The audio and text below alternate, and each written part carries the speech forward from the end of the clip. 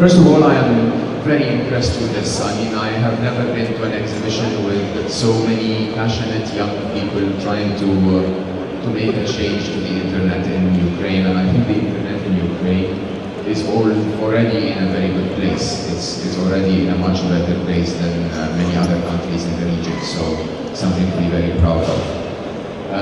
I manage Google's business in around 130 countries.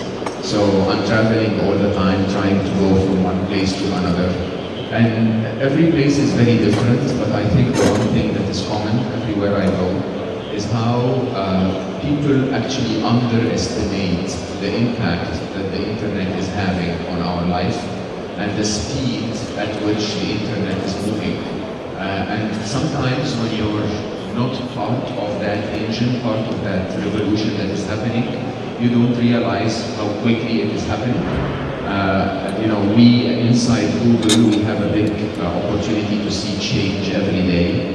And because of that, you know, we made it part of our mission to try and get people to understand the view of the internet that we see every day, because it's actually quite different than what you see as a user. So in my presentation today, I called it a brand new world.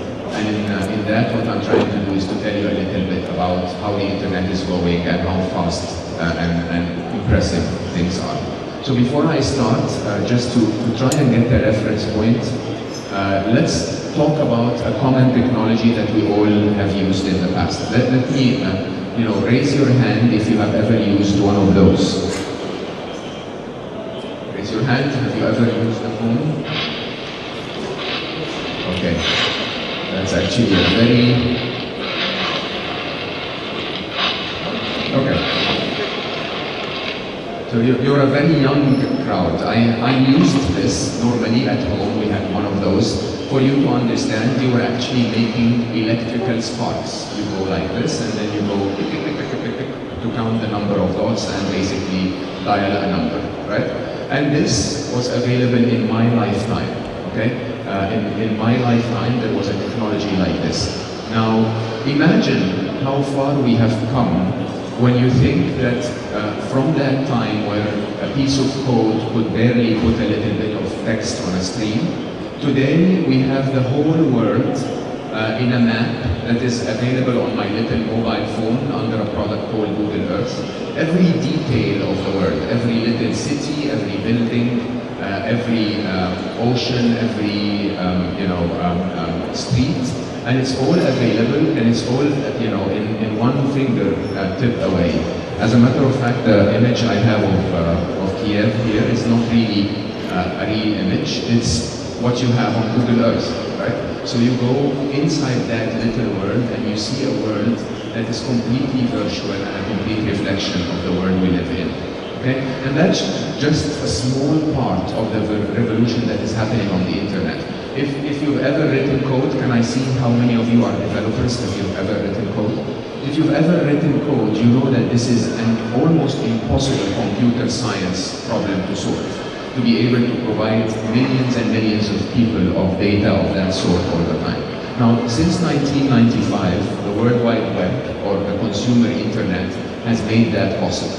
Okay? And that consumer internet has driven a very significant impact on the social economic life that we go through, and that impact accordingly drove more people to the internet and more impact and more people to the internet.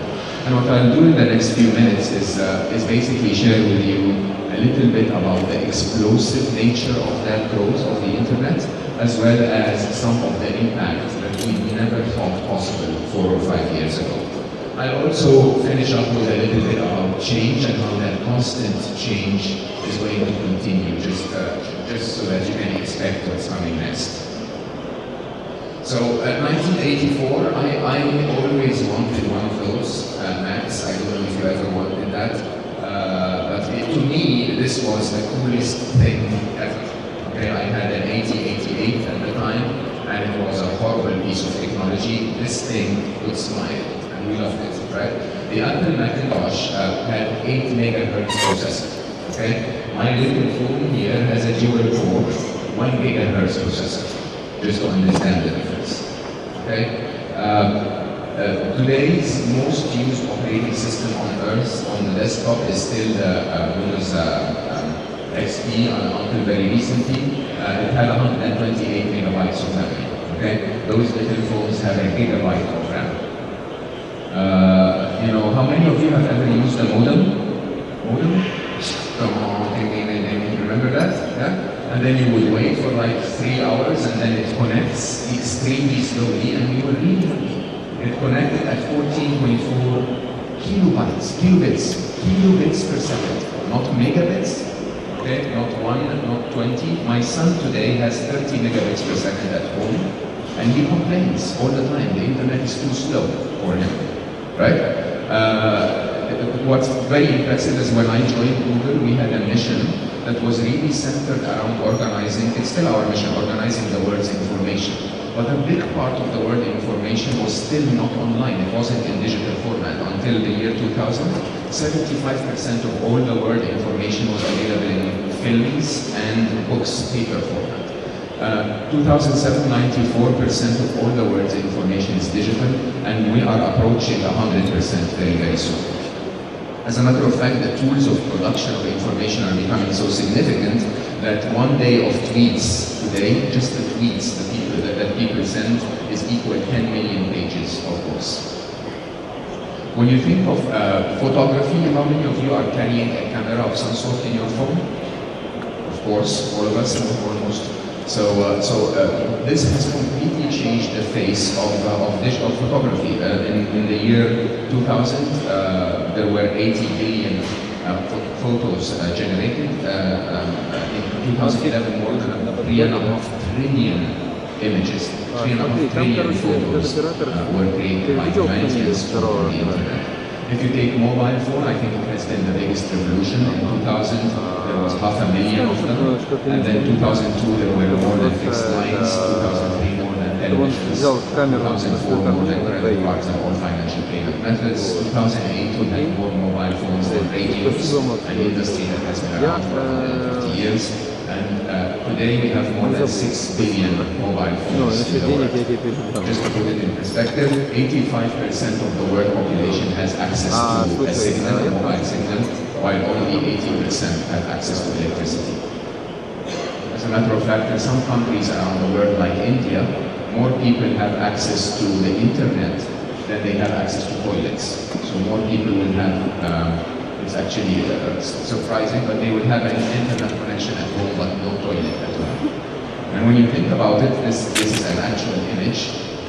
People in the middle of Africa, I manage Africa, and in the middle of Africa, you would go in the middle of the jungle, and all they have is that little phone, or they're, doing something by it. As when you put it in perspective, 6 billion mobile phones for 7 billion humans. Clearly, mobile phones are taking over.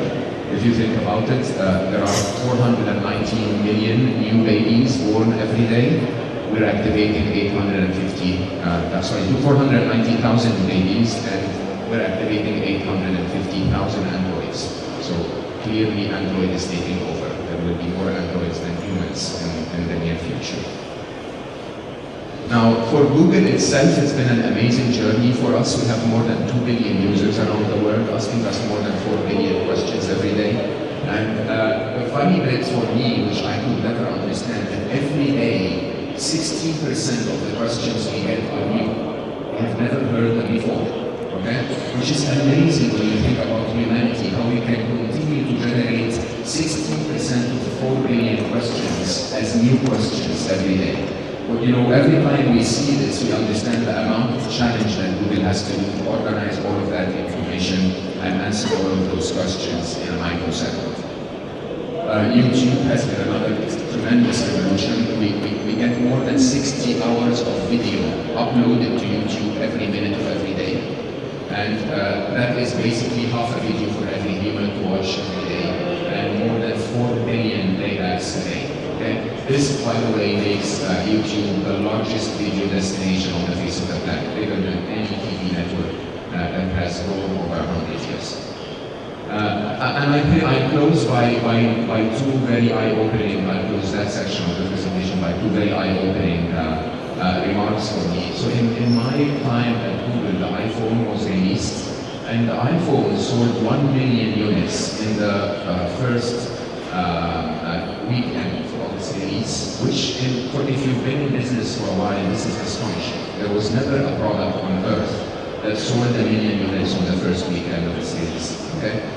G Plus got 10 million users on the first week and 100 million users in the first 6 months. Okay? And again, there was never a product in the history of the world or a technology in the history of the world that got to 100 million users in 6 months. Okay? Just to tell you that this trend is going to continue. So not only are things moving very fast, they're actually moving faster. Okay? So since I joined Google 5 years ago, and today, the rate at which we see the change happening is becoming extremely significant. Now, don't be fooled. It's not a new thing. It's actually like every other technology that has ever happened in the face of humanity. You know, from the day they invented cement, so cement was a technology at a point in time. You know, you mix a powder with water, you get rock. Wow, right?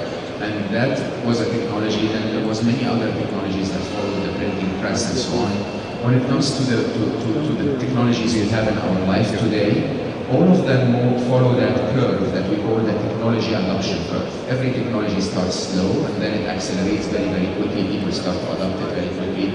And then it tapers out when it reaches almost 100% of usage. The internet is just like any other one. The only difference is the curve is almost vertical. Okay? So if you compare the internet with TV, you will see that what TV as a revolution took 100 years to deliver, the internet delivered in 15. Okay? Which actually is extremely eye-opening when I talk to some of the CEOs and decision makers I visit around the world.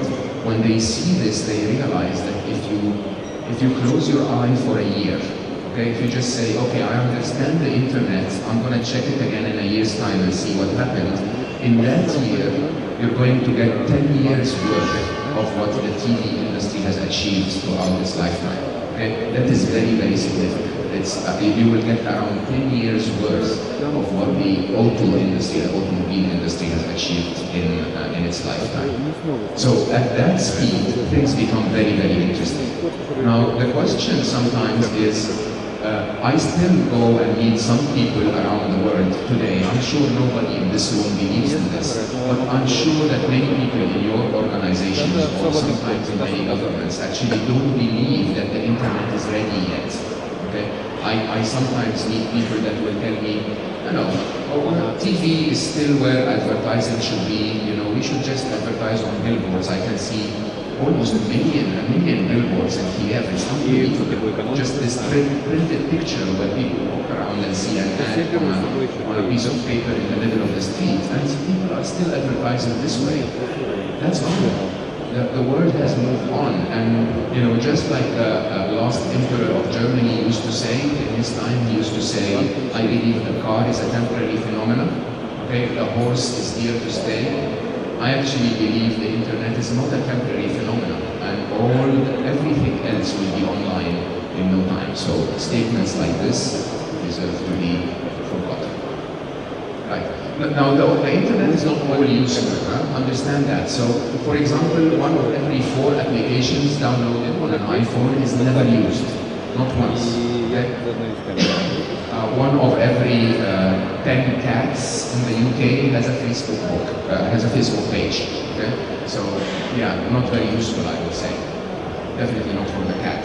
Okay? And when you think about it, while something like social here in Ukraine or with the Contacta or in the world with Facebook, 80%, there are around a billion people on Facebook. 80% of them will tell you it's an overload on my life. It's not helping me, it's actually taking away from my life. So when you think of that, it's important to sometimes understand some of the real impact. Not only in terms of connecting us and having us chat and meet friends, some of the real impact that the internet is having on our life. So I'll cover that from 3 sides. There are many sides, but these are sides we like at Google. Okay? Information, economic impact, and what we call social impact. So from an information point of view, I don't know how many of you have had a chance to read the book that is called The Wisdom of the Crowds. So we understand in the internet that if a few people are here looking at something, then that something seems to be important. It's something that we should be aware of, right? And if enough people actually tell us what they're interested in, then there is a trend. There is a trend that we need to be aware of. And we use this concept to aggregate, because as I said, 2 billion people come to Google every day, and we take all of that information and we give it back free for everybody. So we have a product called Insights for Search. I don't know if you have used it, Insights for Search. Yeah. It's a fabulous product. It's available for free on the net, and it reflects what people are doing online, right? So you can see here, of course, Euro 2012 is an important event, and you can see from the chart that whenever something important happens, like the draw or an announcement of the news and so on, the finance and so on, you will get people searching for it. So we take all of that and we don't only look at the past, what people did yesterday or did today, but we are also able to predict what people will do in the future. And the uses of that can be as simple as predicting the winner of the Eurovision contest, right? We've done that accurately for years now. We can tell you way before the results are announced who is going to win. Okay? We know that because people search for the songs they like, right? And as they search for it, we can understand and predict, normally with an error difference of less than 1%. So not only will we tell you who is the winner, but we will be able to tell you how many votes they will get. Okay? And you can take that to many more serious uses, such as in business, for example, we're able to tell you exact comparison between brands. Here is a comparison like in the consumer goods industry, which brand is favored more by consumers than another. What the forecast looks like, and maybe across a category, what are the important brands, and we can do that and pinpoint it to every city in the world. So we can tell you this city prefers Ariel more than I don't know what, another soap product, and that city prefers this more than that. Okay, tremendous amount of information that's available for you to make decisions for free. More importantly, we actually use this tool to predict some very serious things like economic trends. So in 2008, we were asked as Google to provide some view of how the economy is shaping our world. And we took a few trends, we published a methodology, an algorithmic methodology, in terms of understanding, for example, are people eating less? Are people spending less on food? Are people going out less? And the study will show that people will go out exactly the same amount of time. They will go more to family restaurants than they will go to luxury restaurants, right? People will still be very interested in the real estate. In the middle of the US real estate bubble, people actually continue to look for housing. They just look for housing to rent rather than housing to own, and so on. So all of that is extremely useful, which I think is really the backbone of the internet. The backbone of the internet is not all the excitement that's created around it. It's not all the fun tools that you get that make your life easier. It's the fact that you do not need to guess anymore. There is no guesswork anymore. And when we as a company do our marketing efforts, we know exactly what's going to work and what's not, what's going to be clicked and what is not, and that's what we try to bring to our customers. Okay, so once again, I take you back to one of the most common things that we grew up to believe in, which is half of my marketing budget works. Okay, I just don't know which half. That's a very famous statement that was made by the person that really initiated the concept of advertising, John Wanamaker. And when you actually think about that today, that is no longer the case. Okay, so only in the internet world, and I'm sure most of you here in the room know that, you know exactly which dollar is going to bring which client and what that client is interested in, and if he's buying or not, and how much he will buy. Okay, that shift is a very, very significant shift to the world we live in. So forget about that. Okay, let's go back then and talk about another form of impact. We call it the economic impact.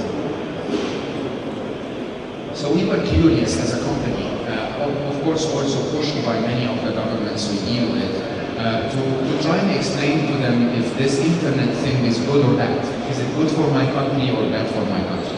And so last year and the year before, we went out to 12 countries around the world, and we did what we call an economic impact study, which basically tracked how much of the economy is going through the internet and how much of the economy is enabled by the internet. So those studies are available, our Google team can share them with you. But it's actually astonishing because, of course, you understand that if your business has presence online, statistically in the UK, which is pretty significantly developed from an internet point of view, if you're present online, your business will grow 4 to 8 times faster than a business that isn't, okay? Which is very, very significant when you think about it, and a very strong message for those businesses that don't have a presence online, okay? But even at the macro level, you can see that the more advanced an economy becomes, the more of the GDP actually comes through the internet. So Sweden has more than 6.8% sorry, 6.3% of its GDP flowing some way or the other through the internet. Okay? Now, when you think about it, the destination is that sooner or later all countries will go there. Okay? And a big part of that actually happens not only from private consumption of consumers, so you understand there are concepts about people actually buying something online, but also from people being aware of something and then going to buy it offline. They know about it online and then they buy it offline. This is a very, very interesting piece. I just didn't want to have many slides on it because it's difficult to explain to this big. But it is actually quite opening that this internet is completely reshaping the way business is done, even in the physical store that you can walk into. The third one, I'm Egyptian, by the way, so what was the biggest event in my life last year? Anybody guess?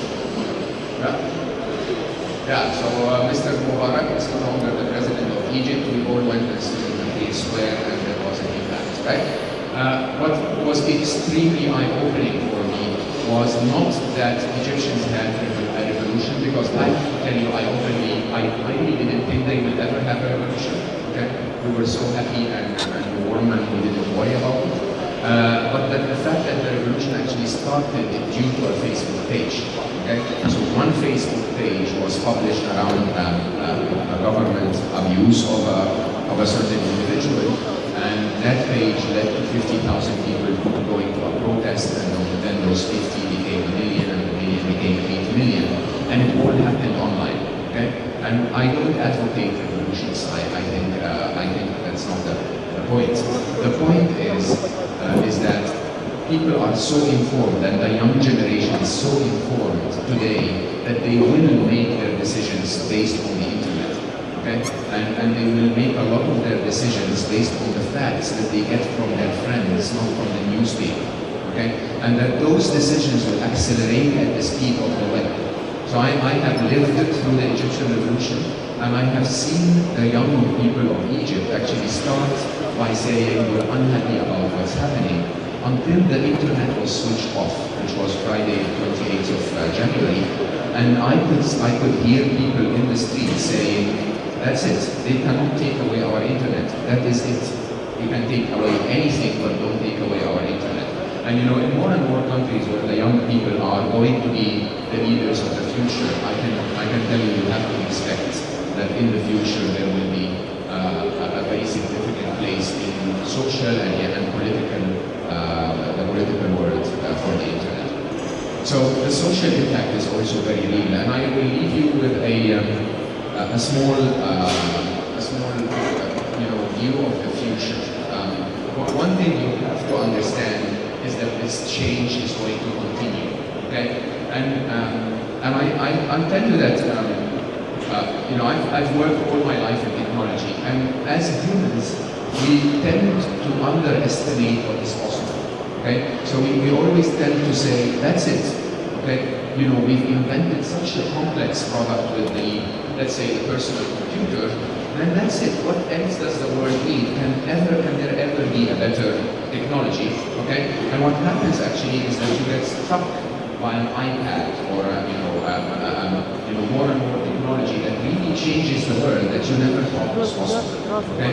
And I try to prove that point by showing people the most classical of all technologies, like electricity, right? Each and every one of us has grown up with electricity as just a normal part of our life. But if you actually take the technology adoption curve of electricity, invented back in the 1800s, the first product was actually an electric light bulb, and by 1879 people thought that was it, that's all we need, we don't have to light kerosene anymore. And it was only until 1902 that the first electric fan was invented, and people said, wow, this technology, I can actually get some fresh air. The breakthrough was the vacuum cleaner, 1905, that is more than 60 years after the invention of electricity. That vacuum cleaner, by the way, weighed 47 kilograms, and women loved it, okay? That tells you a lot about the women of the past. So 47 kilograms, and it was a huge innovation. And even then, we still believed that was it. Nobody's going to invent anything more useful than a vacuum cleaner that is 47 kilograms, until the real breakthrough in adoption was actually in 1912. And you could see the chart going, the curve going very, very aggressively afterwards when they invested the toaster. Okay? So, and that was the very first toaster. And until today, by the way, it hasn't ended, even though the adoption is approaching 100% in the US, because you still don't have a proper form of green energy, for example. So there is a lot of innovation that can happen in that field. Okay? Now, my favorite quote ever was a quote by the head of the commissioner of the patent office of the US. This is the person responsible for innovation in the US, who in the year 1899 said we should close down this office because everything that can be invented has been invented. Okay? So nobody deserved to be burned more than this guy, to be very honest. So what's going to happen on the internet? I'll show you this.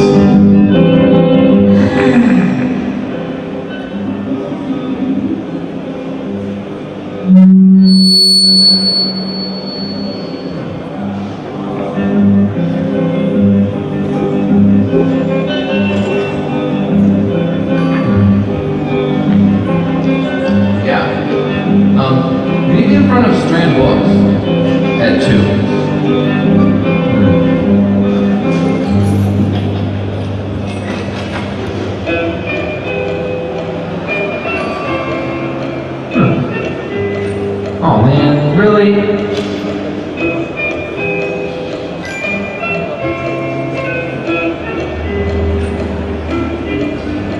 Hey there, guys. Hey, home today. Sweet. Remind me to buy tickets for Monsieur Gano tonight. Where's the music section?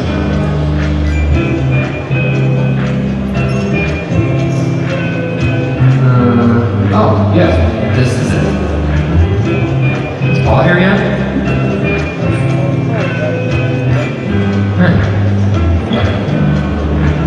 Hey dude, how's it going? Sure. Hey, just a second. Cool. Thanks, man. See you, dude. Oh, cool. Take a photo of this. Share it to my circles. Oh, I'm running late. Music, stop. Ja,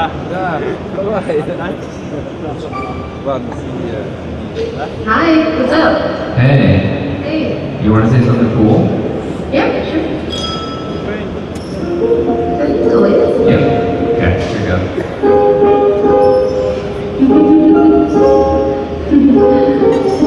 Beautiful.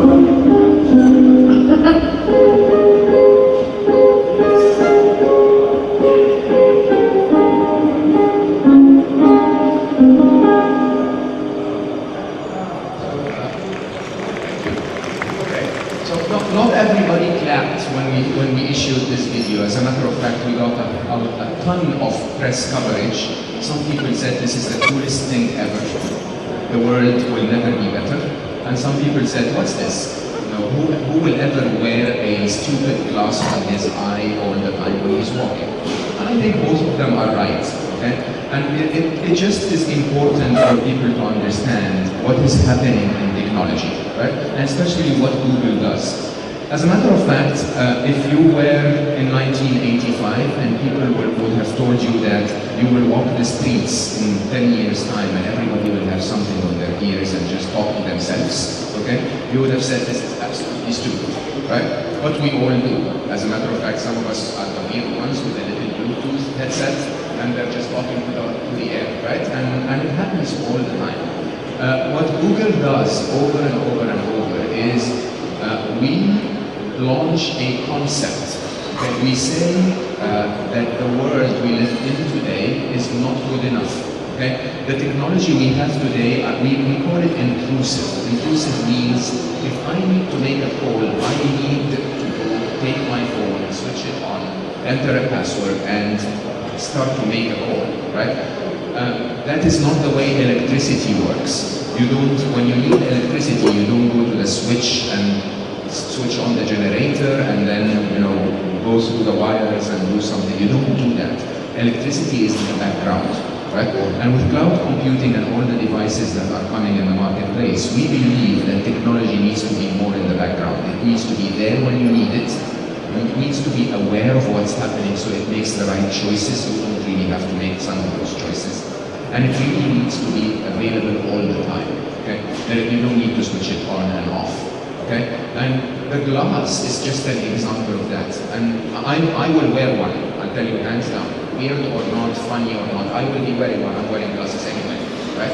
But I think what happens whenever Google does one of those things is that not only do we come up with a reasonable product, but the industry comes up with a good product, right? Suddenly, competitors, I can assure you, others today are sitting down and saying, okay, we have devices, we need to make one of those. Right? Or we need to make one better than those. And we don't mind as a company if we make it or somebody else makes it because the technology will move on, the innovation will move on. And what I guarantee you is that there will be a time where technology becomes in the background. It becomes your servant, it's there for you when you need it, and you don't really need to understand how it works for it to work for you. So this is Project Glass. I don't know if you think it's cool or not, but it doesn't matter. What matters is we are far from finishing our innovation. And I know what's happening inside Google as one of the companies that is leading this. You have no idea how far the next 10 years will take us, okay? So my favorite quote is a quote by Winston Churchill that says, this is not the end, it's not even the beginning of the end. What we have today is perhaps the end of the beginning. We have a very long way to go. So stay tuned, and with that, I thank you very much. We do have 4 or 5 minutes for questions if you want to. If you don't want to, you can always